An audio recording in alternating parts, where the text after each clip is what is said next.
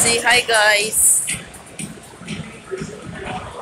Andito tayo sa MOA. Ayan. MOA Pasay guys.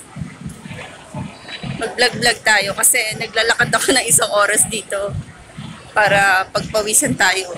Mahirap kasi yung hindi pinagpapawisan. Nagkakasakit. Ito po yung in-between ng malls. May pwede kang lakaran. So, nakadalawang ikot na ako. Meron din sa taas. Mamaya, akitin din natin yung taas. Ayan, guys. Tumira ako tada sa kapila. Ayan. Malaki naman itong maiikotan dito. Paikot-ikot lang, guys. Ayan, ang ganda.